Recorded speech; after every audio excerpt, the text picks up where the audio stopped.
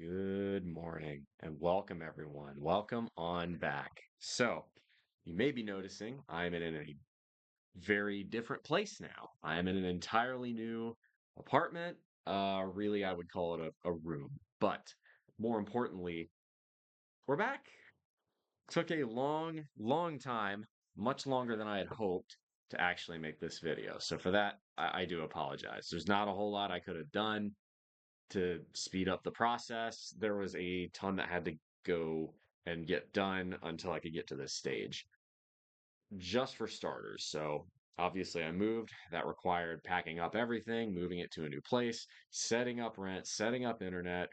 On top of that, I needed a new computer because my old tower was connected by Ethernet jack, did not have a Wi Fi adapter, and this new room does not have that.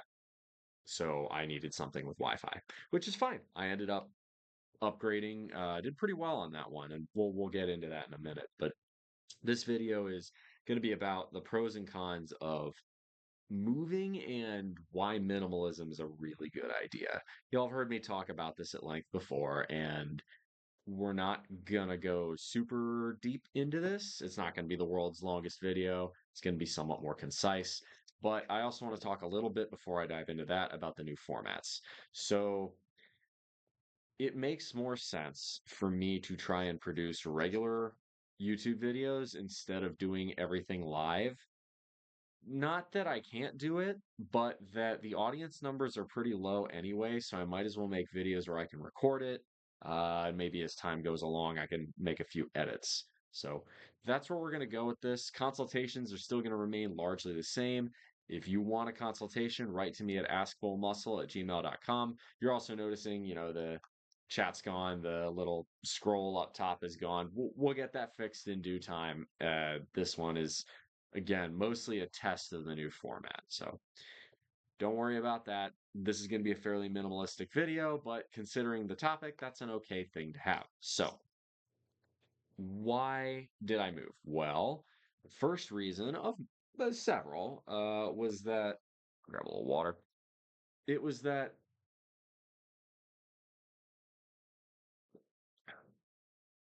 I wanted to cut my costs of living. I was already doing pretty well on this front. I've managed to do even better by hunting around, and it took me the better part of April and May to find a good place. But by hunting around, I managed to drop my rent from $1,950 a month, so to 975 a month. Okay. Now, it doesn't take a rocket scientist to tell you that's a huge amount of savings, but it gets even better. Utilities for this apartment are included. So that's another roughly $200 to $250 that goes down to Buckus. Well, I say Buckus, but I'm going to have to start paying on my phone program because I had the original deal set up. So it's going to go effectively to 40. In other words, the total savings here is going to be 210 plus $975. So that's over $1,200 a month. $1,200 a month over the course of a year is almost 15 grand, right? 15 grand a year. That is a huge chunk of living costs. In other words, just off the top of that, we're talking at least a 30 to 40% cut in expenses. That's enormous. That's a huge, huge benefit to me. More to the point, it also means I've gone from being at the point of financial independence to we're really in rock solid territory now. So as I continue to work, which I will do for now, although with this new war in Iran, I wouldn't be surprised if the Chinese also try their luck. And if they do that, things are going to get very, very interesting here for a while. But as it currently stands, I think the plan is going to be to keep going until probably 2026 or 2027. At this point, over the next year or two, my net worth is going to start hitting runaway mode, which is fantastic. It's going to change my safety margins from, yeah, I could probably retire now and be just fine, to I will definitely be fine in almost any circumstance, including some seriously bad ones, And then what's much more likely is that my net worth, even while covering my expenses, is going to dramatically increase over time. So let's talk a little bit more about the benefits of why you should consider moving to a better place. Housing is, for almost all of us, the biggest expense we deal with on a month to month basis. Okay. So if that's the case, you should be looking to optimize that. How long did it take for me to move here? Well, if we add it all up, the total hourly cost of finding a place, negotiating an early exit, which I managed to do, which was also really nice from my old lease because they were able to find a replacement tenant, stepping into my new lease, physically moving everything I owned, and everything else, it works out to probably somewhere around the 30 to 40 hour ballpark. Well, 30 to 40 hours, right? If you're saving $1,200 a month, 1,200 divided by, let's just say 40, let's be conservative. Okay, now you're talking 120 over 4, $33 an hour. That's a good wage, and that pays itself every single month. Because that's that first month you have to do all the work, but then afterwards it's pretty much all set up. Changing your addresses, stuff like that. 33 bucks an hour effectively to get paid for that first month, and then it's basically money for free at that point. So there are some drawbacks. It's not my own place. I have a room, so it's more like a New York style apartment where there are a bunch of rooms and a shared kitchen and shared bathrooms. I can live with that. As someone who's already fairly minimalist, my old apartment was too much space. This is about 140 square feet as opposed to my old apartment, which was over 600. Didn't need that. So, job done. Anyway, so that's the format changes. That's the move. It is a hassle, but that kind of money, let's put it this way. So for every $1,000 a month you can save off of your total expenses is $173,000 that you no longer need to have saved and invested to provide a return at 7% interest. So that's the S&P 500 historical average. If you want to use a much more conservative 4%, now you're talking 250,000. 3%, you're talking 333,000. The point here is that it's very advantageous to cut your spending, probably even more so than growing your income once you make more than about 50 or $60,000 a year. Out here in Hawaii, people talk about all is living costs, and yes, living costs are extremely high here, but there are ways you can get around that. Once we're going to see what the numbers are over June and July, but it's looking like my expenses should be well below $3,000 a month this month, perhaps even below 2,500. That's going to depend on a few other things. I have also made a few splurge purchases, gifts for other people. There's a course run by a native Hawaiian Kumu here who is talking about how to be a better, it's called the Pono Settler course. I'm interested in it. I'm interested in learning more about Hawaiian culture, and I love this place, so I reckon, yeah, I might want to learn a little bit more to make sure I'm not doing anything that would give locals a reason to want to make me leave. So that's the way I'm handling that. Anyhow, that's really about all I had from a brass tacks perspective, but now I want to talk a little bit about philosophy and why minimalism is such a good idea, especially if you're single and don't have a family. Your 20s is the time where you need to work and where you need to let compound interest do the most amount of uh if the most amount of action that it can.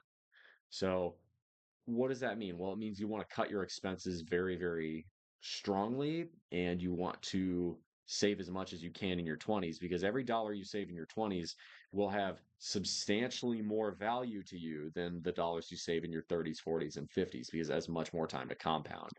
So let's take minimalism from the philosophical aspect of, well, first off, if you care about the environment, it's a lot better to go the minimalist route. But how do you get rid of your stuff? As it turns out, there are four main costs of owning stuff.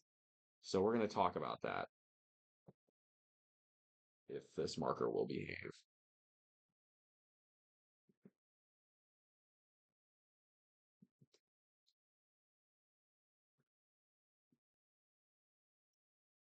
First one is buying it. Everything has a price. This one should be pretty self explanatory. I'm not going to spend any more time on it. The cost to buy something is what you pay. The second one is the cost of storage. All right. So if you buy something, you need to have a place for it. What this means is if you end up acquiring more things than you think you do, and we all do this, myself included, I learned this lesson moving from a 600 square foot apartment into a 140 square foot room. The costs of storing things are that you need or think you need a bigger space to fit everything in.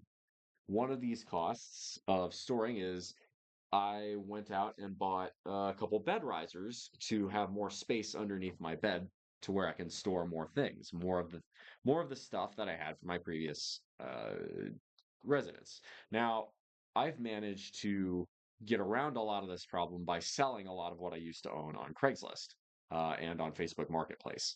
That's a good solution, but it has its drawbacks as well. So the third is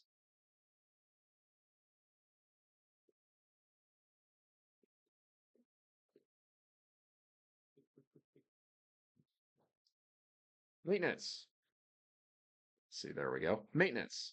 So things require maintenance. A great example of this is everybody would imagine a car, but let's just say something like, I don't know, a leather lifting belt. Every so often, unless you want that thing to that belt to deteriorate and fall apart over, the first year or two of use, you got to get some leather cleaner and you got to polish it and make sure it's in good condition. Another good example is if you own a air conditioner, right? Like that portable one I had at my old place. I had to, insulate the ductwork and make sure that that wasn't falling apart and make sure that the filter was good and make sure that, all this other stuff. Here, I'm actually stoked about this. I do have an air conditioning unit over there. I've turned it off because I think it improves the sound quality. But the point is, it's all maintenance and it's not just money, it's time. And you need to value your time as money. The time value of money is a real phenomenon that you're going to learn about in economics. And that brings me to my fourth point, the costs of disposal. Now, typically you can offset this by selling things. That's what I've been doing. For instance, the countertop dishwasher I had at my old place, I bought it for $150. I needed space to store it that I didn't have here. I managed to stuff it in my closet for a while, but it was taking up space that I needed for other items. Now it's gone. Maintenance, had to clean it every once in a while and all that jazz. And then disposal. Well, I was able to sell it for 75 bucks, but it took me a long time and a lot of annoying Facebook Marketplace conversations to actually sell the fucker. So if you factor in the time value of money, I probably got a lot less than $75. The point here is that while, yes, you can sell things, be aware that it may take time for you to sell them at a price you're willing to do. I originally wanted to get 150 for it. That wasn't happening. I just wanted the thing gone. So it's the same thing. I'm currently doing that with my tower right now. I've managed to sell a bunch of other stuff, but the point is, yes, you can get money from selling what you buy, but you probably won't get as much. And it costs you time to set up the sale, wait, ignore filter out all the people who are going to ask, looky loos, ghosters, find the serious people willing to buy, set up a place for them to buy, agree on a price, and so on and so forth. Or, what I do is if people want me to deliver something, I will, but I charge a fee because my time is worth money. Also, it's the cost of driving my car. A great example, right? This is for buying, storage, maintenance, and disposal. This metaphor is if you only approximate the cost of an item to what you pay for it when you buy it, it's a bit like approximating the cost of driving a car only to what you pay in gasoline. It's not a good idea because there are loads of other costs associated with owning a car: insurance, maintenance, again, going the cost of your time when you go to sell it, whenever you decide to sell it, and so on and so forth. So, this is a powerful argument for saying no to a lot of stuff. Furthermore, especially out here, let's talk about the cost of living out here in Hawaii for a sec. You should buy almost nothing new out here, apart from produce, and even then, fresh produce you can find on Craigslist and Facebook Marketplace for a song, because people have mango trees and soursop and all sorts of other delicious things. By the way, there's a mango tree, a chico tree, and a calamansi tree on this property, so I no longer need to pay for fruit. Yay. The point here is that apart from basic grocery staples, very little you should ever need to buy new here. The Facebook Marketplace, Craigslist, and OfferUp have plenty of excellent solutions for pretty much anything you'd need. For instance, this laptop I got, it retailed new last year in 2024 at $1,200. I found it listed on Facebook Marketplace for 600, offered 500, and got it done. It worked out really well. The laptop works great, and it seems like it's processing these videos very, very easily. So that's the good news. Anyway, that's really about all I had. The point you guys should be taking away from this video is that I'll break it down into three lessons. The first, know the value of your time. Your time is important. Second, don't be afraid to move out of your current place and take on the hassle of moving if it's going to save you a shit ton of money. Third, oh, one other side benefit of this, by the way, in terms of improving time, my commute is actually slightly shorter. I live even closer to my workplace, which makes me happy. If I really wanted to, I wouldn't have to bike to work. I could walk to work and it would still be reasonably quick. It wouldn't be perfect, but it's like 2.5 miles. Biking 2.5 miles is a song. My commute's like 10 minutes. It's great. Uh, Walking it or running it would take me longer, but the point is that I could if I needed to. The third one, right? So we already talked about first one, know the value of your time. Second off, be willing to consider moving, even if it is a pain in the ass. Third, use that willingness to move as a reason to reconsider everything you own. Jacob Fisker of Early Retirement Extreme actually has a little course about this, a mini course, I should say. It's a blog post or a section of his book where he talks about, okay, the things you own. If you own something that you have not used in at least 1 year, you need to get rid of it. In 6 months, you probably need to get rid of it. 1 to 6 months is sort of the gray area, depending on how much space you have and how much stuff you own in that category. Be honest and figure out where it is. The point here is that if you can get to that point where you're really only just using and owning the things you like and the things uh, that you're using on a frequent basis, is dramatically going to reduce your costs of everything, really, not just your costs of living because you can afford to live in a smaller place, or your costs of time in terms of how much stuff you have to maintain, how much stuff you have to store, how much stuff you have to deal with disposing of, et cetera, et cetera. But it makes you appreciate the things you do have a lot better. And it makes you appreciate multi use tools. A really great example of this, right, is if you have one really, really nice pressure cooker. My pressure cooker, I can use as a skillet, I can use as a pot, I can use as a pan, or I can use as a pressure cooker. If I really needed to, I could use it as a rice cooker, but I cook rice often enough to where the $5 rice cooker I got used at the Goodwill around here. Oh, by the way, secondhand thrift shops in Oahu are incredible. Definitely recommend them. The point here is that you find multi-use items like a pressure cooker and they can make your life a lot easier. It's one less thing you have to maintain separately, et cetera, et cetera. So that's really about all I got for you guys. I've got another consultation in the works about pre-workouts. I will probably not record that today. I have a pageant that I have been invited to be a special guest for downtown. Probably need to go and get that all done today. So that's going to be it. Oh, I'm going to go and get some hiking boots. Damn, that's going to be all the way over on the windward side. I'm going to have to haul ass and go do that. But that's going to be my day. I will see y'all more on the Discord. If y'all want to actually hang out with me and get to know me a little bit better, please stop blowing up my DMs on Instagram. Come and join the Discord. That's where I spend my time because the people I actually enjoy hanging out with are willing to spend time with me there. It's a great little community. If you like the resources that I've got here, you're going to love that community. Come check it out. Otherwise, thank you very much for watching. If you like this video, click subscribe, and I don't know, maybe tell your friends because my ass still ain't gonna run ads. That's the one thing that's not changing. I do this because I enjoy doing it. Take it easy, y'all. Shoots.